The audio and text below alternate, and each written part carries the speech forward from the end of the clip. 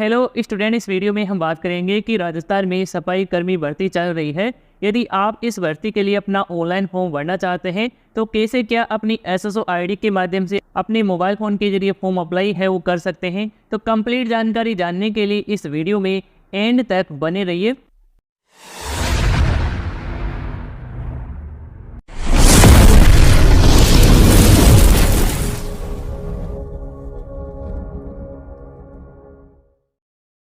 Student Rajasthan सफाई भर्ती के लिए अपना ऑनलाइन फॉर्म भरने के लिए सबसे पहले अपने मोबाइल फ़ोन या कंप्यूटर में आपको गूगल को ओपन कर लेना है।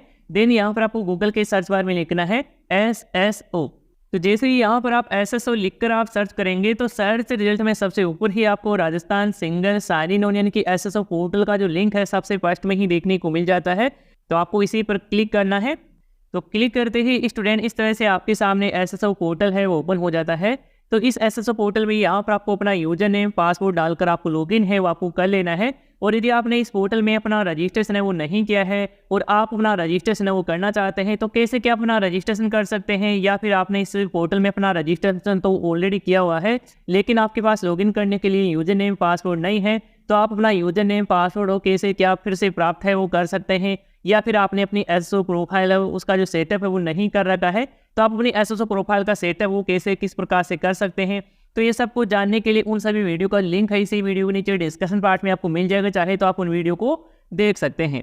तो मैं फटाफट इसमें यहाँ पर यूजर नेम पासवर्ड डालकर लॉगिन कर लेता हूँ।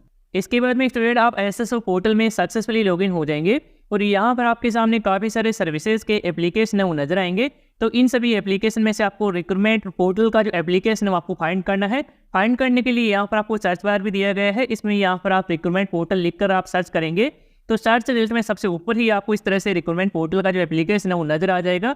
या फिर आप इस तरह से नीचे की तरफ स्क्रॉल करके भी एक एक करके भी देख सकते हैं।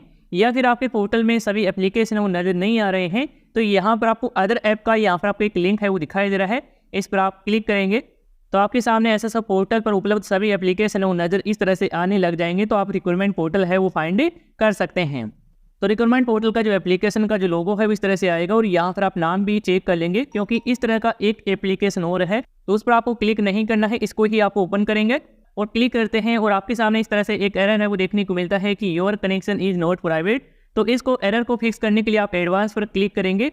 देन यहाँ पर आपको प्रोसीड का लिंक दिखाई दे रहा है, इस पर आप क्लिक करेंगे, कंटिन्यू करेंगे।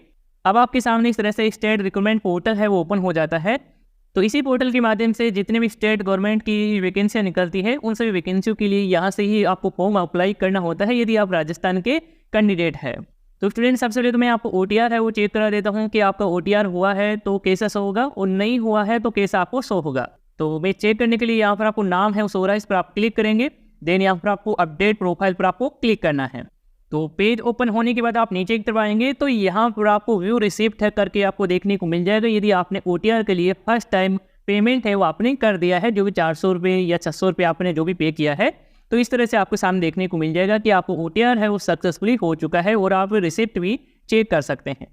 तो मैंने ऑलरेडी यहाँ पर ओटीआर है वो कंप्लीट किया हुआ है और यदि आपने ओटीआर नहीं किया है और आप फर्स्ट टाइम ओटीआर है वो करना चाहते हैं कि कैसे क्या आपको पेमेंट है वो आपको करना है या फिर आपको ओटीआर है किस तरह से आप कर सकते हैं, कैसे क्या आपको करना होता है, तो कंप्लीट जानकारी की वीडियो है इसी वीडियो के नीचे डिस्कशन पार्ट में आपको मिल जाएगी, चाहे तो आप उस वीडियो को देखकर अपना ओटीआर है वो रजिस्ट्रेशन कर सकते हैं। तो मैं आपको फॉर्म भरने का प्रोसेस है वो बताता हूँ।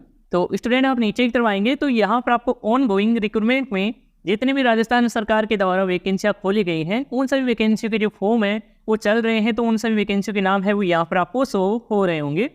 तो मैंने यहाँ पर सफाई भर्ती के लिए फॉर्म आधा अधूरा यहाँ पर फिल करके छोड़ दिया था। तो यदि आप भी छोड़ देंगे तो यहाँ से आपको जो वैकेंसी का नाम है वो यहाँ से गायब हो जाएगा और आपको माई रिक्रूटमेंट में देखने को मिलेगा। तो आप इस पर क्लिक करेंगे तो आपने आधा अधूरा फॉर्म छोड़ देते हैं तो आपको इसी में यहाँ पर आपको देखने को मिल जाएंगे। तो यहाँ पर देख सकते हैं कि सफाई कर्मचारी भर्ती 2023 यहाँ पर आ चुकी है। तो इसके लिए अप्लाई करने के लिए अप्लाई नाउ पर क्लिक करेंगे। इसके बाद में स्टूडेंट आप पोस्ट सेलेक्ट करेंगे सफाई कर्मचारी। देन इस तरह से आपके सामने एप्लीकेशन फॉर्म ओपन हो जाएगा। इस एप्लीकेशन फॉर्म में सबसे पहले तो आपकी बेसिक डिटेल्स है वो देखने को मिलेगी। इस बेसिक डिटेल्स में आपकी ओटीआर से जानकारी है वो फेच कर ली जाती है, लेकिन जिस भी जानकारी की कमी रह जाती है उस जानकारी को आपको मैनुअल तरीके से आपको फिल है वो आपको करना है। तो आपको इस फॉर्म में आपका जो हिंदी में नाम है वो आपको फिल नहीं मिलेगा, आपको मैनुअल तरीके से आपको फिल करना होगा। इसी तरह से आपको फादर का नाम है हिंदी में दर्ज करेंगे, मदर का नाम है हिंदी में वो यहाँ पर आप दर्ज कर देंगे। और नीचे की तरफ आते हैं तो ये डिटेल्स आपके लागू होती हैं तो यहाँ पर आप सेलेक्ट कर सकते हैं, नहीं लागू होती हैं तो इसे आप इसी तरह से आप रहने देंगे। इसके बाद में आपको अपना मोबाइल नंबर है, व्हाट्सअप नंबर देना चाहते हैं तो यहाँ पर आप फिल कर देंगे। और यहाँ पर आपकी जो ईमेल आईडी है वो आपकी एसएसओ प्रोफाइल से फेच है वो कर ली जाती है। यदि चेंज भी करना चाहें तो आप कर सकते हैं। इसके बाद में स्टूडेंट इस वैकेंसी के लिए आप आवेदन कहाँ के लिए करना चाहते हैं तो उस जगह का चयन है वो आप अपने अकॉर्डिंग करेंगे। जैसे कि यहाँ पर आपका जो अनुसूचित क्षेत्र से संबंधित है एरिया तो आप यस का नो का चयन कर सकते हैं। इसके बाद अपना डिस्ट्रिक्ट का चयन करेंगे। इसके बाद में यहाँ पर आपको अपना नगर निकाय है, नगर पालिका है वो यहाँ पर आपको सिलेक्ट है वो आपको करना है। इसके बाद में आपका जो आपका प्रेजेंट एड्रेस है वो यहाँ पर आपको कम्प्लीटली फिल कर देना है। विलेज का नाम है वो यहाँ पर आप दे देंगे, पिन कोड नंबर है वो यहाँ पर आप दे देंगे। इसके बाद में परमानेंट एड्रेस है वो फिल करेंगे। यदि आपका प्रेजेंट एड्रेस और परमानेंट एड्रेस सेम है तो यहाँ पर आपको चेक बॉक्स दिया गया है, इस पर आप टिक करेंगे तो आपकी प्रेजेंट एड्रेस की जानकारी आपको परमानेंट एड्रेस में देखने को मिल जाएगी। और यदि आपका प्रेजेंट एड्रेस और परमानेंट एड्रेस अलग अलग है तो यहाँ पर आपको अलग से जानकारी है वो आपको फिल है वो आपको कर देना है। इसके बाद में ये डिटेल्स आपकी सही है, आपने जो भी फिल की है, इसके बाद कन्फर्म पर क्लिक करेंगे, यस करेंगे। इसके बाद में स्टूडेंट इस तरह से आपके सामने सेकंड स्टेप है ओपन होगा। इसमें आपको अपनी पर्सनल जानकारी है वो आपको फिल है वो आपको करना होगा। तो सबसे पहले तो आपको नेशनलिटी का चयन करना है कि आप इंडियन है तो आप इंडियन सेलेक्ट करेंगे, गृह राज्य आप सेलेक्ट कर लेंगे, गृह जिला है वो यहाँ से आप सेलेक्ट कर लेंगे। इसके बाद में देख सकते हैं कि स्टूडेंट यदि आप भूतपूर्व सैनिक है तो आप यस का चयन करेंगे, नहीं है तो आप नो का चयन करेंगे। इसी प्रकार यहाँ पर देख सकते हैं कि क्या उत्कृष्ट खिलाड़ी है तो आप यस का चयन करेंगे और यदि नहीं है तो आप नो का चयन कर लेंगे। इसके बाद आप नेक्स्ट पर क्लिक कर देंगे। इसके बाद में थर्ड स्टेप ओपन होगा। इसमें आपको अपनी क्वालिफिकेशन और एक्सपीरियंस की जानकारी है वो आपको देना है। तो आपको सफाई कर्मचारी भर्ती के लिए एक्सपीरियंस है वो मांगा जा रहा है, यानी कि अनुभव प्रमाण पत्र है वो आपको अपलोड है वो आपको करना होगा। और 1 साल का जो अनुभव प्रमाण पत्र ही आपको अपलोड है वो करना होगा, इससे कम है वो आपका अनुभव नहीं होना चाहिए सफाई में। तो सबसे पहले तो आपको नियोक्ता का जो फर्म का जो नाम है वो यहाँ पर आपको डालना है जिसके अंडर में आपने काम किया है। इसके बाद में आपको नियोक्ता के जो पंजीकरण नंबर है, जीएसटी नंबर है, यदि लागू होता है तो यहाँ पर आप फिल कर सकते हैं। पद नाम क्या है, डेजिग्नेशन क्या है वो यहाँ पर डालेंगे, डिपार्टमेंट का नाम है वो यहाँ पर डालेंगे, नेचर कैसा है वो यहाँ पर डालेंगे, फ्रॉम कब से और कब तक आपने काम किया है वो डेट आप सिलेक्ट करेंगे।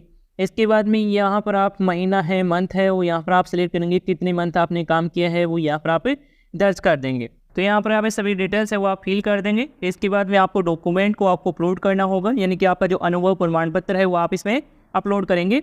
और आप जो फाइल है वो पीडीएफ फाइल में ही इसमें अपलोड कर पाएंगे और इसकी साइज है 500 KB के नीचे ही होनी चाहिए, इससे ज़्यादा ऊपर नहीं होनी चाहिए। आप अपलोड कर देंगे। इसके बाद में आपको नेक्स्ट पर आपको क्लिक करना है। इसके बाद में स्टूडेंट एप्लीकेशन फॉर्म का जो लास्ट स्टेप है वो ओपन हो जाता है।